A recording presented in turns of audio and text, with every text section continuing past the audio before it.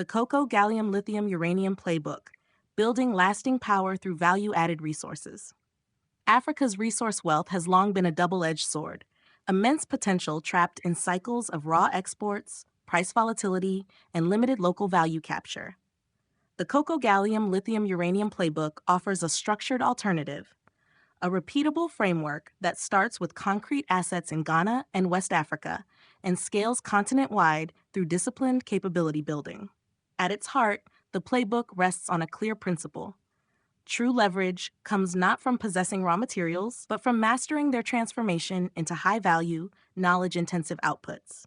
Rather than exporting unprocessed cocoa beans, bauxite ore, lithium concentrate, or uranium yellowcake, the strategy focuses on upgrading at source and climbing the value chain using advanced material science, precision processing, and regional collaboration. Success in one area then becomes a template applied across minerals, agricultural commodities, and geographies. Section 1. Mapping the core assets. The playbook deliberately combines established strengths with emerging opportunities. Cocoa, West Africa's global dominance, Ghana and Ivory Coast produce over 60% of world supply, provides a ready foundation. Instead of shipping raw beans, the focus shifts to local grinding, extraction of premium flavor compounds, chocolate intermediates, and branded derivatives. This captures more margin while building quality control and traceability systems that can later transfer to other soft commodities. Gallium, Ghana holds nearly 1 billion tons of bauxite reserves. Gallium emerges as a high-value byproduct during alumina refining, typically recovered from Bayer liquor at concentrations viable for semiconductor-grade purity. With plans for domestic alumina capacity and zero raw ore export targets advancing, Ghana can position itself in the gallium supply chain for high-tech applications, such as gallium nitride power electronics, radar systems, and 5G and 6G components, turning a side stream into strategic revenue. Lithium, Ghana's Iwoya project, represents one of West Africa's first significant hard rock lithium developments, with production targeted for the late 2020s. The opportunity lies in moving beyond spodumene concentrate to battery-grade lithium hydroxide or carbonate and eventually precursors for cathode materials. Even modest local refining multiplies value and creates linkages to the global energy transition. Uranium, while Ghana lacks major domestic deposits, reliable sourcing from neighboring Sahel states, especially Niger, enables participation in the nuclear fuel cycle. As Ghana advances its nuclear power ambitions, first plant construction eyed around 2027, regional yellowcake supply can feed domestic or clustered fuel fabrication, creating energy security and high-skill industrial anchors. These four assets together illustrate the framework's flexibility. One agricultural classic, one byproduct opportunity, one new critical mineral, and one regionally sourced energy metal. This content is brought to you by Bobby Giggs. Promote your brand here and reach a wide audience across platforms like YouTube, Instagram, and Facebook. Follow the links in the description to get started. Section 2. The Value Addition Ladder. The playbook follows a consistent sequence applicable to any resource. Identification and concentration. Pinpoint unique advantages.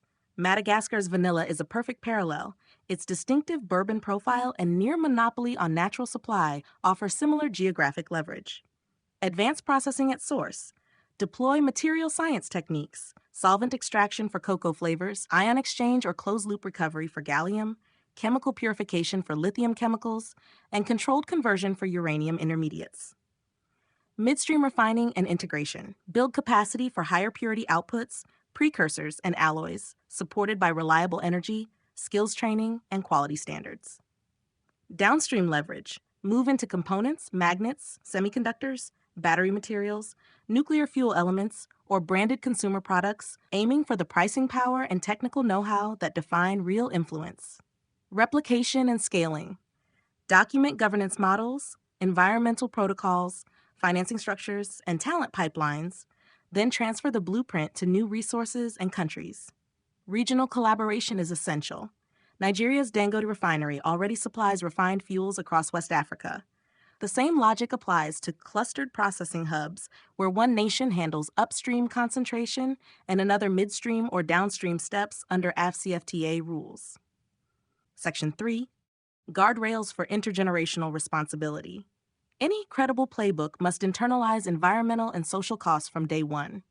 Ghana's artisanal gold mining experience, with mercury and arsenic contamination poisoning waterways and communities, serves as a permanent reminder. The framework therefore insists on full life cycle costing that accounts for pollution, health impacts, water use, and rehabilitation. Preference for cleaner technologies, closed-loop systems, byproduct valorization, and recycling integration. Leave it better test. Every project must demonstrably improve or at minimum not degrade the long-term state of land, water, and biodiversity. Strong institutions, transparent contracts, community consent, and revenue management that prevent leakage and patronage. If a project fails this test even after best available mitigation, it is not pursued. The goal is capability without compounding toxic legacies. Section 4. From pilot to continent-wide blueprint. Once proven in the Cocoa Gallium Lithium Uranium Quartet, the framework scales naturally. Madagascar's vanilla, with its labor-intensive curing and premium global demand, becomes an ideal soft test case for the same logic. Optimize curing and quality, invest in extract production and derivatives, then build regional flavor houses or branded products. Lessons learned transfer to cobalt in the Democratic Republic of the Congo, graphite in Mozambique, or rare earths elsewhere.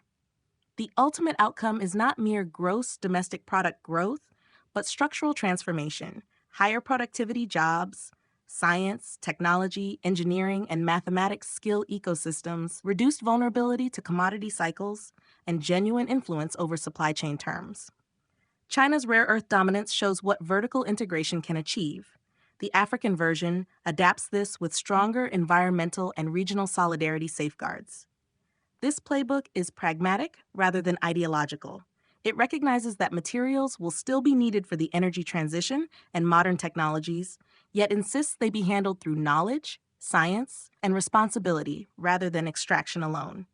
When one country or cluster gets it right, the benefits, refined products, shared infrastructure, technical expertise, flow regionally, just as Nigeria's fuels now reach neighbors. The Cocoa Gallium Lithium Uranium Playbook is therefore both ambitious and disciplined, a roadmap for turning resource abundance into lasting power, while ensuring future generations inherit capable economies and a healthier planet.